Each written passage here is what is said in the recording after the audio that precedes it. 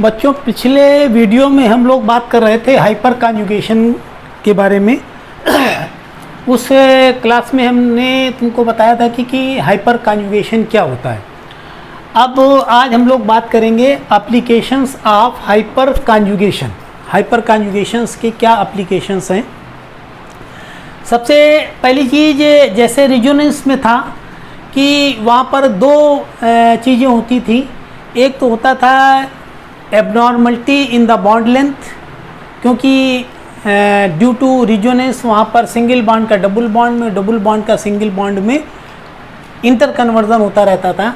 और दूसरी चीज़ स्टेबिलिटी की बात थी। यानी क्या बात थी? रेजोनेंस स्टेबलाइजेशन, यानी जितने ज़्यादा रेजोनेटिंग स्ट्रक्चर बनेंगे वो मॉलिक्यूल उतना ही ज़्यादा स्टेबल होगा, यानी मॉलिक्यूल में स्टेबिलिटी आती है। उसी तरीके से यहाँ पर बात करते हैं एप्लीकेशन ऑफ हाइपर कॉन्जुगेशन में।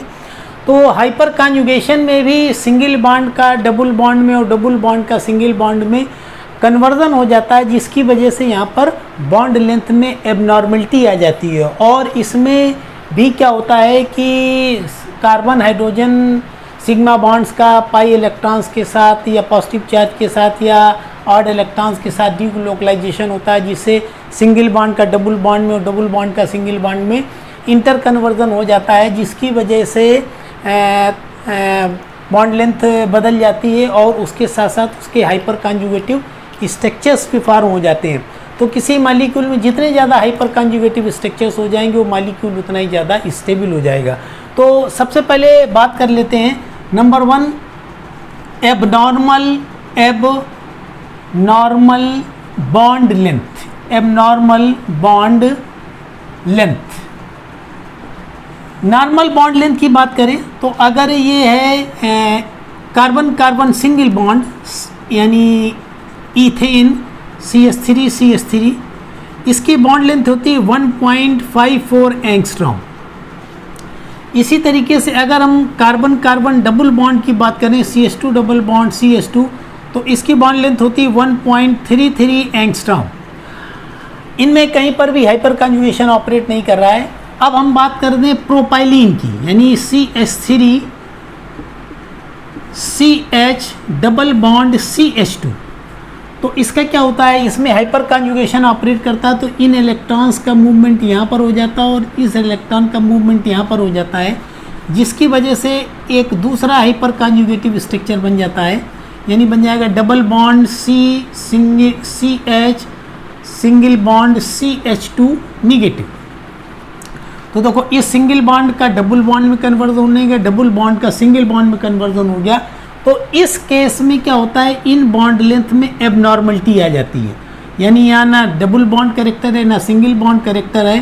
तो इसकी बॉन्ड लेंथ जो होती है घट के 1.47 एंगस्ट्रॉम हो जाती है, और ये डबल बॉन्ड जो होता है वो सिंगल बॉन्ड में कन्वर्ट हो जाता है, तो इसकी बॉन्ड लेंथ जो होती है 1.35 एंगस्ट्रॉम हो जाती है। तो डबल बॉन्ड और सिंगल बॉन्ड की बॉन्ड लेंथ में ड्यू टू हाइपर, जहाँ पर हाइपर कॉन्जुगेशन है उनके बॉन्ड में एबनॉर्मलिटी हो जाती है। एग्जाम्पल तुम्हारा प्रोपाइलीन है, जिसमें सिंगल बॉन्ड की बॉन्ड लेंथ घट करके 1.54 से घट के 1.47 एंगस्ट्रॉम हो जाती है, क्योंकि यहाँ पर डबल बॉन्ड कैरेक्टर हो जाता है इसका। और डबल बॉन्ड जो होता है वो बढ़ करके 1.35 यानी 1.33 से बढ़ करके 1.35 एंगस्ट्रॉम हो जाता है, क्योंकि उसमें डबल बॉन्ड सिंगल बॉन्ड में कन्वर्ट हो जाता है। तो ये एबनॉर्मलिटी आती है ड्यू टू हाइपर कॉन्जुगेशन। दूसरी चीज़ है स्टेबिलिटी ऑफ।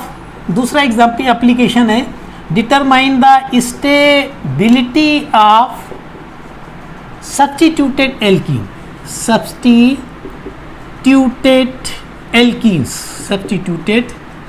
एल्कीन्स, यानी सब्स्टिट्यूटेड एल्कीन्स की स्टेबिलिटी का ऑर्डर क्या होगा?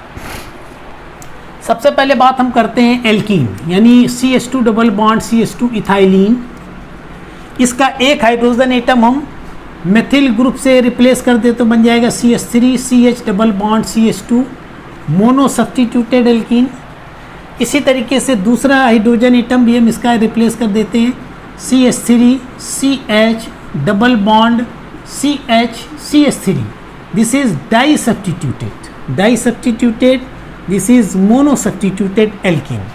इसी तरीके से तीसरा हाइड्रोजन एटम भी हम रिप्लेस कर देते हैं एल्किल ग्रुप से, CH3, C double bond CH3H, this is try substituted. और इसके बाद जो है यहाँ पर आ जाएगा tetra substituted, CH3, C double bond C, CH3, CH3 और CH3, टेट्रा सब्स्टिट्यूटेड एल्कीन। तो यानी एल्कीन का एक हाइड्रोजन मोनो सब्स्टिट्यूटेड एल्कीन हो गया, 2 हाइड्रोजन रिप्लेस कर दिए, डाई सब्स्टिट्यूटेड हो गया, 3 हाइड्रोजन रिप्लेस कर दिए, ट्राई सब्स्टिट्यूटेड हो गया, 4 हाइड्रोजन रिप्लेस कर दिए, टेट्रा सब्स्टिट्यूटेड। इनका ऑर्डर ऑफ स्टेबिलिटी क्या होगा? तो सबसे पहले हम देखते हैं यहाँ पर, तो कोई ये हाइपर कॉन्जुगेशन लगाते हैं, यहाँ पर C double bond C present है, यहाँ पर अल्फा कार्बन एटम प्रेजेंट है, तो इसमें कितने प्रेजेंट है? 3 अल्फा हाइड्रोजन एटम प्रेजेंट है। तो यानी इसके कितने हाइपर कॉन्जुगेशन, यानी जितने अल्फा हाइड्रोजन एटम प्रेजेंट है और प्लस ये ओरिजिनल यानी इसका स्ट्रक्चर, तो उसमें यानी जितने अल्फा हाइड्रोजन एटम प्रेजेंट हैं प्लस 1 जोड़ करके उसके उतने हाइपर कॉन्जुगेटिव स्ट्रक्चर बन जाएंगे। इसी तरीके से डाई सब्स्टिट्यूटेड एल्कीन में देखो, ये carbon carbon double bond present है, ये अल्फा कार्बन एटम हो गया और ये अल्फा कार्बन एटम हो गया, और दोनों अल्फा कार्बन एटम पर 3 अल्फा हाइड्रोजन एटम प्रेजेंट है। तो यानी यहाँ पर 6 अल्फा हाइड्रोजन एटम प्रेजेंट, यानी इसके 7 हाइपर कॉन्जुगेटिव स्ट्रक्चर बन जाएंगे। इसी तरीके से अगर ट्राई सब्स्टिट्यूटेड एल्कीन में देखो, तो यहाँ पर ये डबल बॉन्ड है, ये अल्फा कार्बन एटम हो गया, ये अल्फा कार्बन एटम हो गया और ये अल्फा कार्बन एटम हो गया। क्या हो गया कि इस पर 9 अल्फा हाइड्रोजन एटम प्रेजेंट हैं, और इसमें क्या हो जाएंगे? +1 मिला करके इसके 10 हाइपर कॉन्जुगेटिव स्ट्रक्चर बन जाएंगे। और इसी तरीके से इसमें देखो, तो इसमें 4 अल्फा कार्बन एटम प्रेजेंट है, ये अल्फा, ये अल्फा, अल्फा, यानी इस पे 12 hydrogen atom, 12 alpha hydrogen atom present है। तो ये क्या करेगा? ये 13 हाइपर कॉन्जुगेटिव स्ट्रक्चर बनाएगा। और इस एल्कीन पर कोई भी अल्फा कार्बन एटम नहीं है, और जब अल्फा कार्बन एटम नहीं है तो क्या हो जाएगा? इस पर कोई अल्फा हाइड्रोजन एटम नहीं होगा, और जब अल्फा हाइड्रोजन एटम नहीं होगा तो ये हाइपर कॉन्जुगेशन नहीं करेगा, सिर्फ इसका एक स्ट्रक्चर ये बनेगा। तो क्या बताया कि किसी मॉलिक्यूल के जितने ज़्यादा हाइपर कॉन्जुगेटिव स्ट्रक्चर बनेंगे वो मॉलिक्यूल उतना ही ज़्यादा क्या हो जाएगा? स्टेबल हो जाएगा। तो जो टेट्रा सब्स्टिट्यूटेड एल्कीन है उसमें क्या हो रहा है? उसमें 12 अल्फा हाइड्रोजन एटम बन रहे हैं, तो ये सबसे ज़्यादा मोस्ट स्टेबल स्ट्रक्चर हो जाएगा, this is most stable structure. और इसके बाद ट्राई सब्स्टिट्यूटेड में यहाँ पर 9 अल्फा हाइड्रोजन एटम है, वो हो जाएगा। इसके बाद 6 अल्फा हाइड्रोजन एटम, फिर 3 अल्फा हाइड्रोजन। तो यानी तुम इस तरीके से कह सकते हो A, B, C, D और E, यानी ऑर्डर ऑफ स्टेबिलिटी क्या हो जाएगा? E सबसे ज़्यादा हो जाएगा, फिर D, फिर C, फिर B, फिर A, ये ऑर्डर ऑफ स्टेबिलिटी इसका निकल आएगा। दूसरी चीज़, एक चीज़ और बताना चाहते हैं, डाई सब्स्टिट्यूटेड एल्कीन की अगर बात करें तो डाई सब्स्टिट्यूटेड एल्कीन में यहाँ पर 2 आइसोमर बनेंगे, इसके 2 आइसोमर बनेंगे, यानी 2 ज्योमेट्रिकल आइसोमर बनेंगे। एक बन जाएगा CH3, CH double bond C, CH3H, this is called cis isomer. और इसी तरीके से एक दूसरा इसका स्ट्रक्चर बन जाएगा CH3, C double bond CH, CH3H, this is trans isomer. होता क्या है इन सिस और ट्रांस में? Trans isomer is more stable है और दिस इज लेस स्टेबल। क्यों? होता क्या है कि जब 2 एल्किल ग्रुप सेम साइड पर प्रेजेंट होंगे तो इनके बीच में यहाँ पर स्टेरिक हिंड्रेंस क्रिएट हो जाता है, और ये स्टेरिक हिंड्रेंस इसके स्टेबिलिटी को डिक्रीज करते हैं। और जब ट्रांस आइसोमर होगा तो ये 2 एल्किल ग्रुप एक दूसरे के अक्रॉस होंगे, जिससे कि यहाँ पर स्टेरिक हिंड्रेंस क्रिएट नहीं होगा, और ये जो होगा इसकी स्टेबिलिटी बढ़ जाएगी। तो यानी सिस और ट्रांस आइसोमर में सिस आइसोमर जो होता है वो लेस स्टेबल होता है then trans isomer due to steric hindrance. दूसरी चीज़ यानी निकालना है directive influence. Directive influence of alkyl group, directive influence of alkyl group in benzene.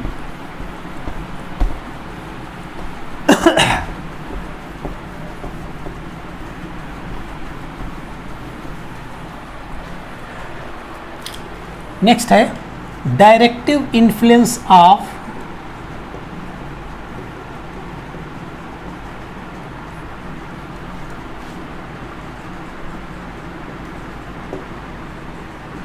Alkyl group.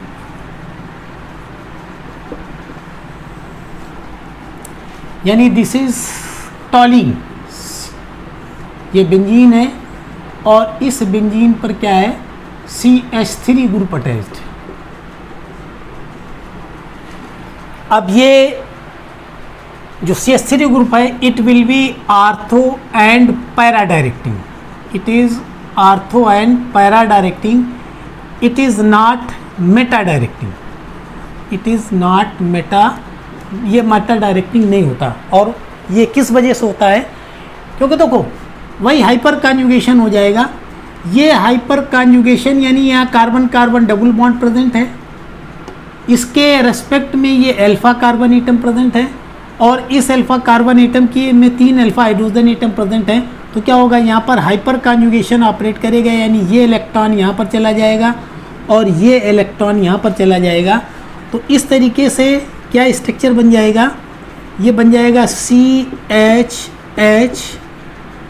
Positive और यहाँ पर आ जाएगा निगेटिव चार्ज, यहाँ पर आ जाएगा डबल बॉन्ड।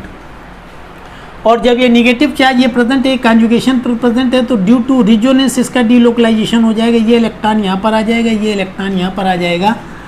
इस तरीके से इसका एक दूसरा स्ट्रक्चर बन जाएगा CH पॉजिटिव और निगेटिव चार्ज यहाँ पर आ गया, ये निगेटिव चार्ज इसके साथ कॉन्जुगेशन पर प्रेजेंट है, तो ड्यू टू रिजोनेंस इसका भी डीलोकलाइजेशन हो जाएगा और एक दूसरा स्ट्रक्चर बन जाएगा यहाँ पर CH पॉजिटिव निगेटिव चार्ज। तो ड्यू टू हाइपर कॉन्जुगेशन इन इलेक्ट्रॉन्स का, यानी कार्बन हाइड्रोजन सिग्मा बॉन्ड के इलेक्ट्रॉन्स का पाई इलेक्ट्रॉन के साथ डीलोकलाइजेशन हो गया, जिसकी वजह से क्या हो गया, आर्थो पोजीशन पर और ड्यू टू रिजोनेंस इसकी पैरा पोजीशन पर और आर्थो पोजीशन पर क्या हो गया, इलेक्ट्रॉन डेंसिटी इंक्रीज हो गई। इस वजह से जब कभी भी इस टॉलिन पर इलेक्ट्रोफिलिक एरोमेटिक सब्स्टिट्यूशन होगा तो वो क्या होगा, जहाँ पर इलेक्ट्रॉन डेंसिटी ज़्यादा होगी यानी आर्थो और पैरा पोजीशन पर होगी, तो इस वजह से क्या है, जो एल्किल ग्रुप है it will be ortho and para directing. यानी क्या करेगा, ड्यू टू हाइपर कॉन्जुगेशन और ड्यू टू रिजोनेंस ये आर्थो और पैरा पोजीशन पर इलेक्ट्रॉन डेंसिटी को इंक्रीज करेगा, जिसकी वजह से ये मेथिल ग्रुप जो होगा ये आर्थो एंड पैरा डायरेक्टिंग होगा। ये एक अल्फा हाइड्रोजन की बात हुई, इसी तरीके से ये भी क्या करेगा, यहाँ पर मूव करेगा और ये भी, तो यानी तीनों अल्फा हाइड्रोजन एटम यहाँ पर हाइपर कॉन्जुगेशन इफेक्ट ऑपरेट करेंगे, जिसकी वजह से आर्थो और पैरा पोजीशन पर इलेक्ट्रॉन डेंसिटी इंक्रीज कर जाएगी और एल्किल सब्स्टिट्यूटेड यानी बेंजीन पर जो होगा वो क्या हो जाएगा, जो मेथिल ग्रुप होगा it will be ortho and para directing. इसके आगे की एप्लीकेशन नेक्स्ट टर्न पर आपको बताएं।